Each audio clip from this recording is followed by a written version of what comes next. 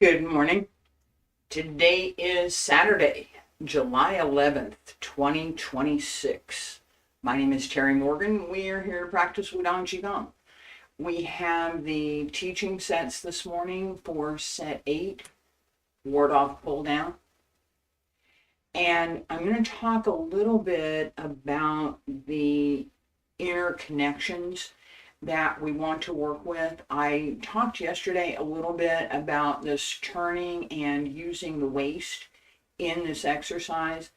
It's something that is difficult, for lack of a better way to say it, for a beginning student to pick up on. So I'm going to cover that in a little more detail this morning, and I'm also going to talk a little bit more about the idea of ward off, right? It's ward off, pull down, both of which are fundamental applications in Tai Chi. Pang Lu Ji An Sai Le Jiu Kao. Those are the 8 fundamental applications in Tai Chi. Pang, ward off, Lu, pull down. So we want to explore that in a little bit more detail than hold the ball, except for the fact that with hold the ball, there's an application here as well. And we have that use of the waist. Here. I'm going to do this 2 ways. The first I'm not going to move my waist.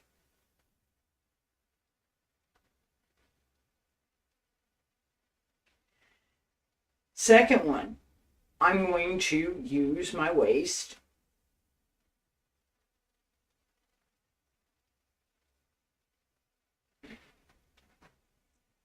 First time, no waist.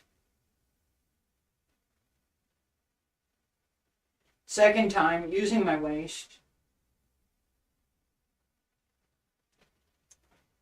The difference is subtle, and it matters. It really, really matters. In the first case, all I've done is put my arm here.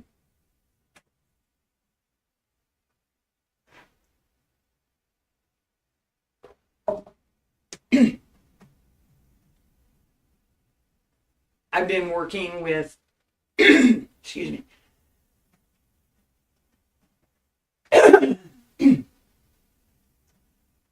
Apologies for that. There is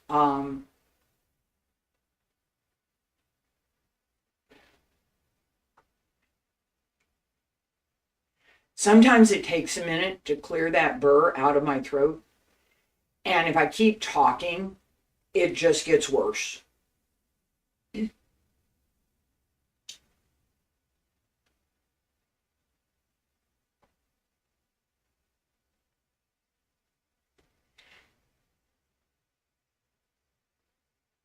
I think so, pretty much. All right, and I'm going to talk about this for a second. I have been doing some readings. I have now 7 hours. My voice is really tired. I have 7 hours of finished audio that I have published, and I've just republished it. I have been practicing with my voice to do the recordings, and honestly, my vocal muscles are kind of tired. That is something that it's part of why that just happened. I have developed some skills in being able to clear that out of my throat and to be able to continue on with what I'm doing. A little bit of water, just plain water, is the most effective. Being able to relax. I talk about this all the time in class. Being able to relax the throat muscles, little tiny muscles, very subtle movement. It's like the subtle movement that I was talking about before I started coughing. That subtle movement is what we need. It's all we've got with the vocal cords and the throat muscles. So as I'm speaking, I need to be able to relax my throat. I need to be able to clear my throat without having to cough or do something that is outwardly intrusive. Coughing. Yeah, clear your throat. It's very intrusive, isn't it? I just did that and it was really intrusive. How to deal with that? There are techniques. I'm using them right now. I am. And that big part of it is relax. Being able to relax the muscles. Finding those muscles. That's one of the things that we work on in all of our practices. And it is essential for being able to use, actively use, not just casually use or not just because this is what we have. Actively use particular movements with parts of the body. In ward off pull down, we're not actively using the throat muscles. Not actively using this part of my body. I'm not. I am in the fact that I'm teaching, and that little burr that is a collection that just needs to go. That is part of the skill that we want to develop. Being able to relax fine muscle, the same as we want to be able to use the larger muscles. As I was talking about ward off pull down and the use of the waist in this move, as my arm comes around, this part of my shoulder sinks. It's not pull my arm around with my shoulder. It doesn't come here because I move my shoulder. It comes around because I turned my hip and brought the arm around as a result of that move. So in relaxing through the whole body, relax, especially using the waist, as I settle and turn here,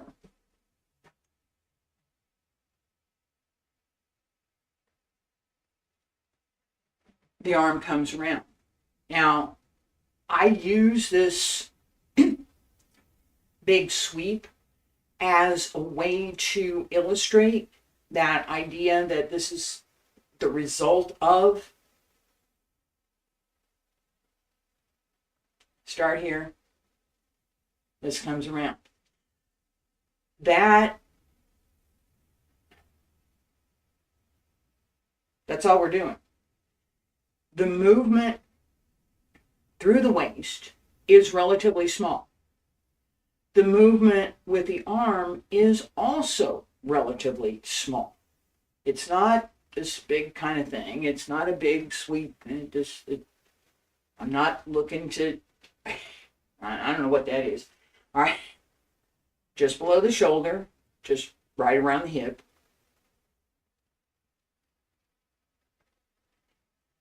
As I step through that change,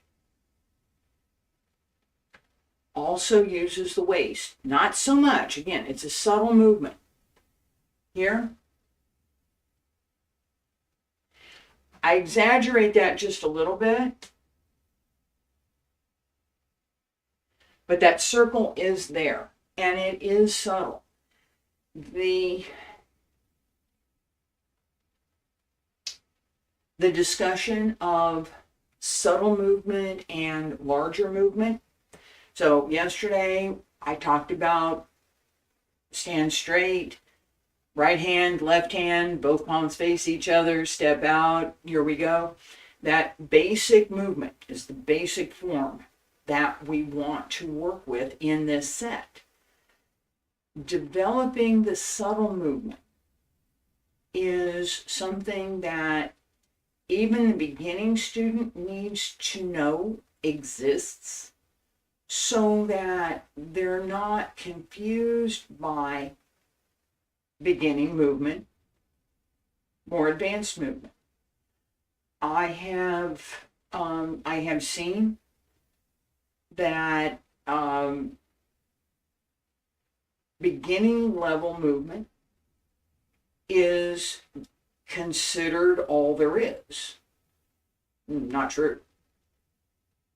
Student needs to understand what comes next, in addition to whatever it is they're working on right now. At the beginning,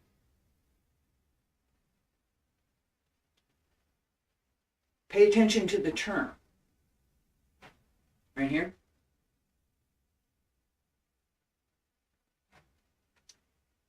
Drop the shoulder.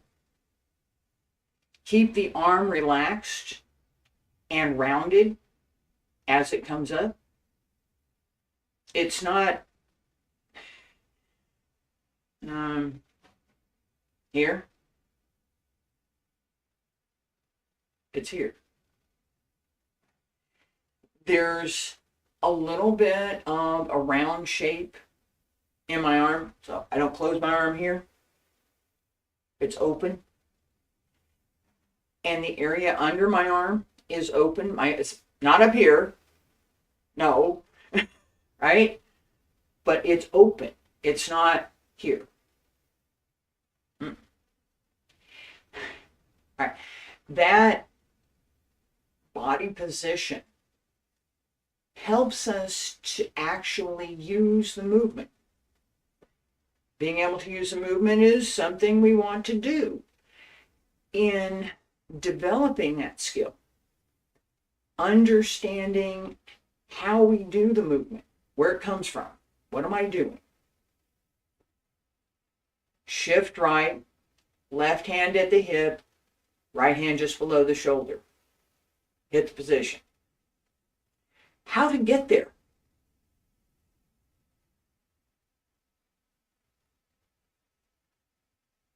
Big difference. That difference is the difference that the beginning student needs to understand. At the very beginning, the person can find this position. Here it is. At the very beginning, paying attention to the hand position, and it's not over here, it's not here, it's here. Understanding that the body placement, alignment, I'm nicely aligned through this side of my body. My weight is very well centered over this side of my body. Understanding that, those two things, it's most important. Next step, connect the breath. Next step, begin to understand the subtle movement that goes with what we're doing, so that the movement becomes much more integrated and part of that integrated whole. That is the exercise itself. It's not this movement, this movement, this movement, this movement, this movement. It's this exercise. That difference is something that takes time for the student to develop. A beginning level student has to go through the process.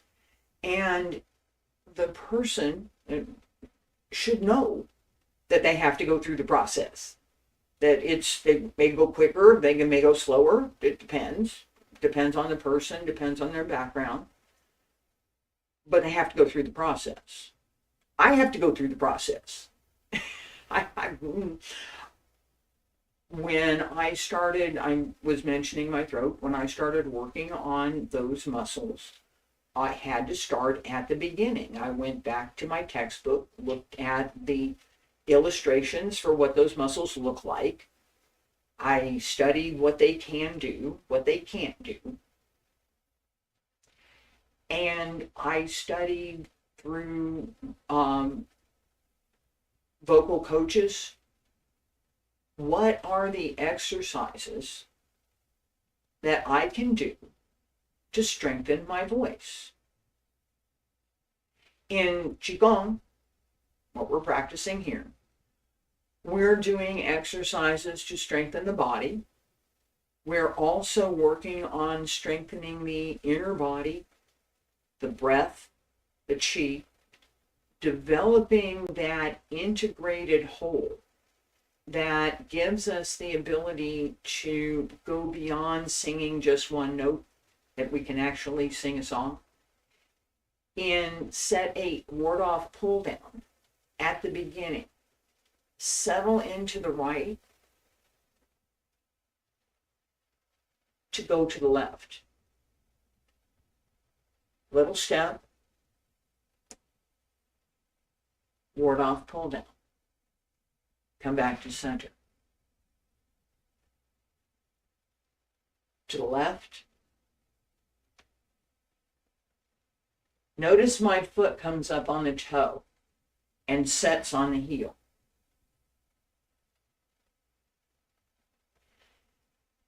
That series can be a little more open.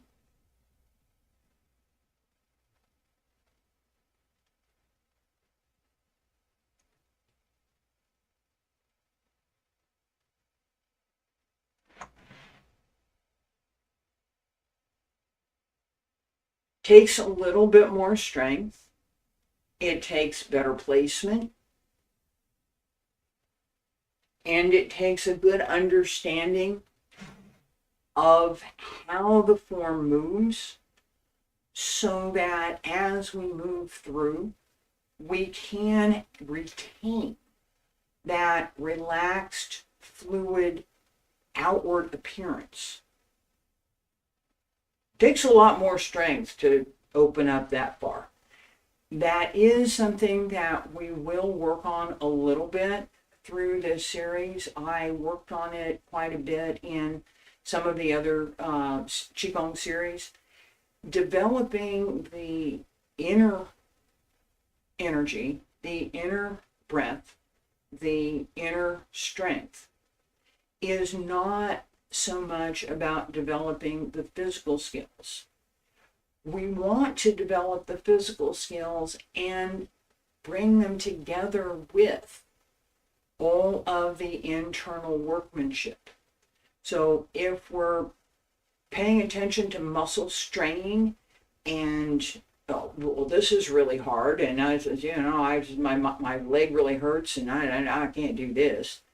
If that's what you're thinking, it's no good. It has to be relaxed, well placed, centered, with all of the characteristics that belong to that movement.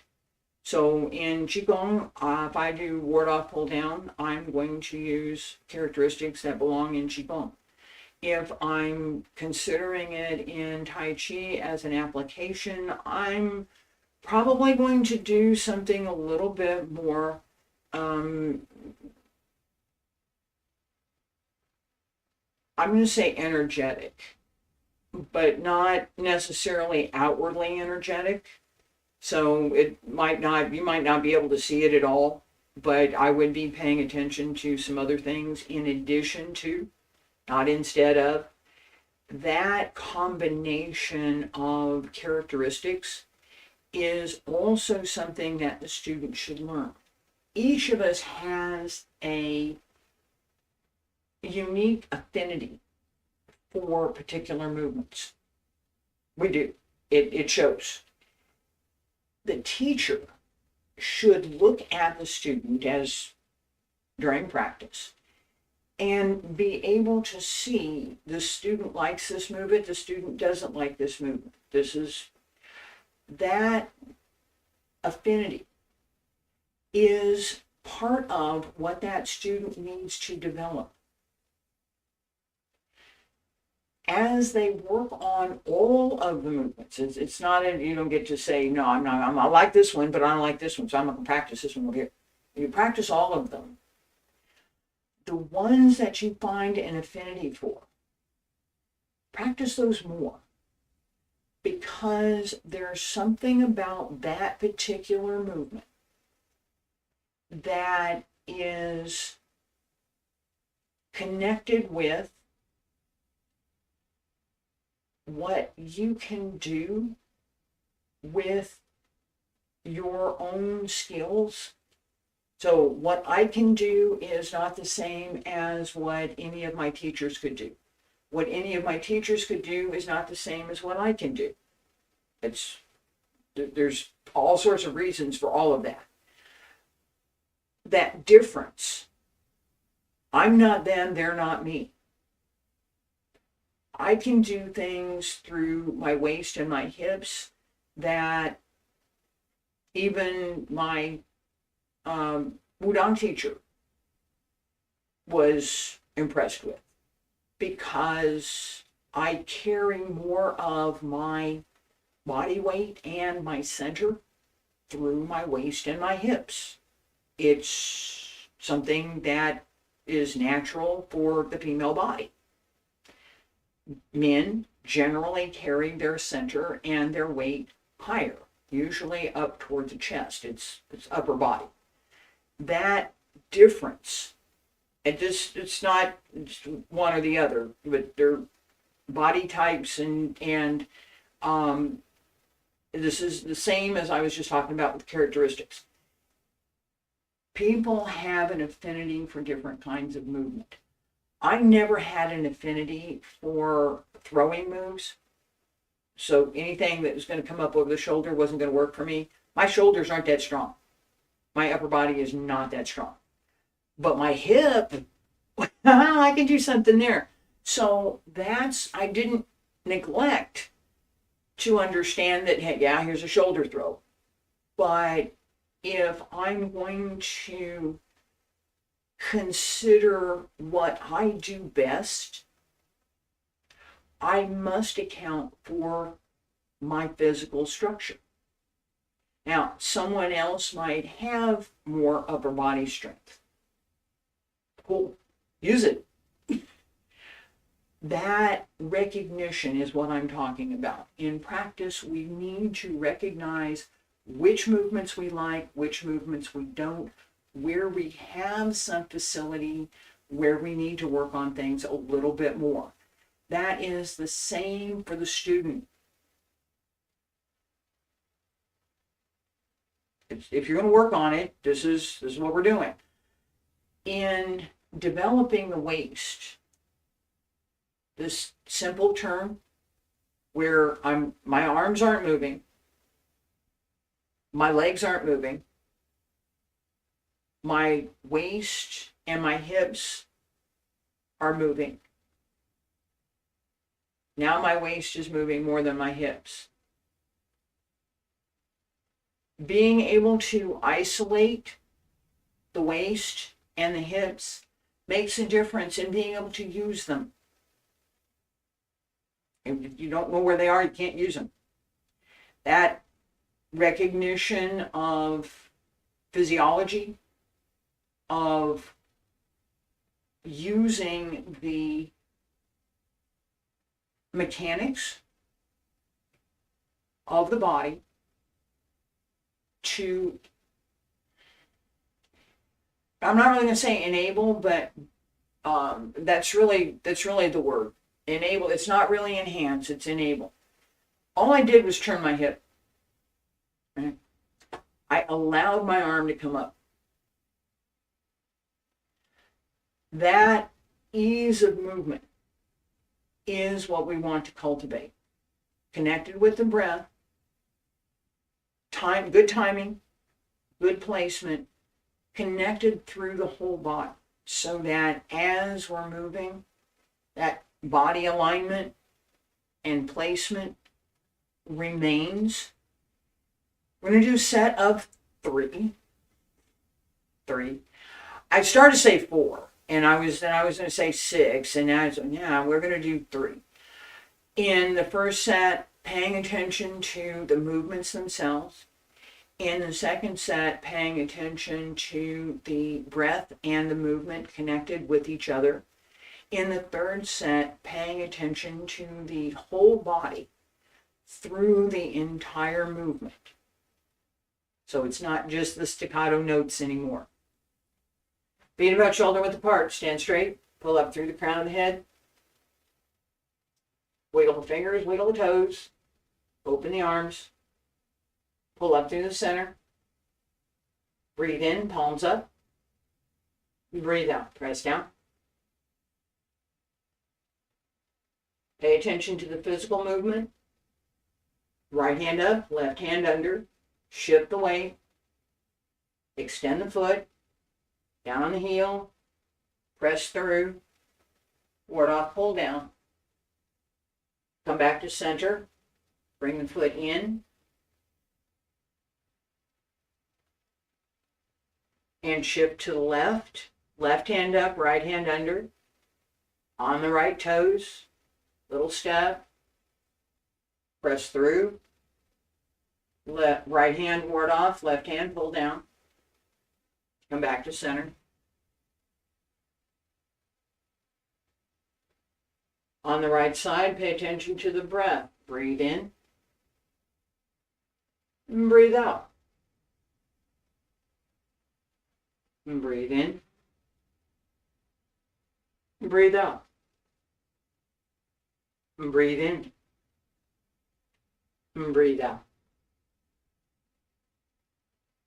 And breathe in. Breathe out. Pay attention to the Yongtuan. Pay attention to both Laogong. Pay attention to the Hui in and the Bai Hui. Connect both Laogong as you extend. Pull into the center on both sides of the chest. Turn the waist. Open. Close. Hands down along both sides. Pull up through the crown of the head. Raise the heels and lower. Stay there. Breathe in. And breathe out. And breathe in. And breathe out. That connection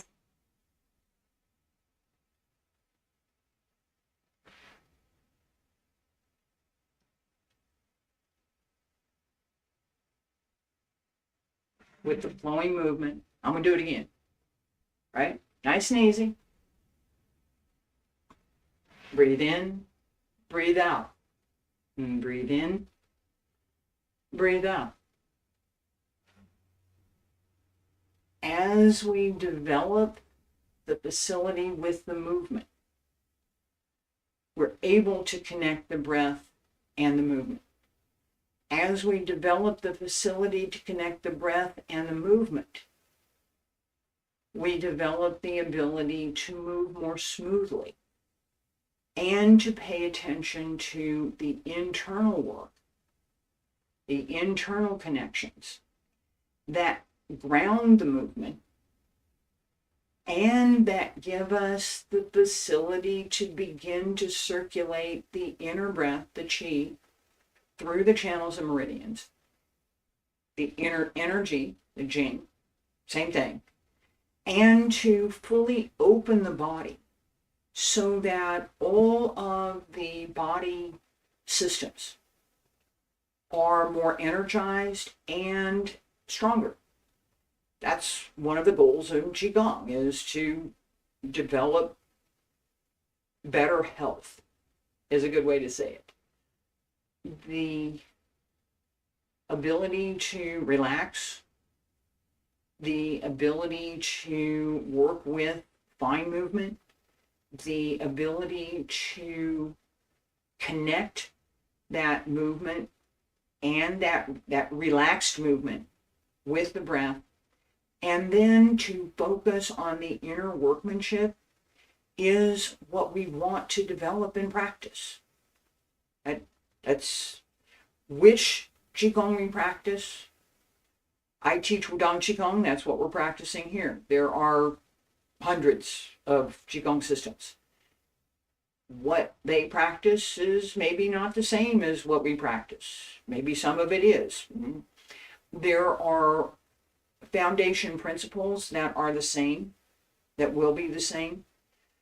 The way in which they're presented, the way in which they're taught, is very much a function of the teacher. In the old books, in the classics, the adages for practice, after practice, walk 1,000 steps so that you cool your body down if you're doing a hard practice. Those kinds of things help to preserve health and to strengthen the body so that we can do more. That's also one of the goals, being able to do more. I thank you for being here today. I appreciate your time. I will be back tomorrow with philosophy class, and I'll talk a little bit more about this idea of the connections and how we use them. Thank you. Bye.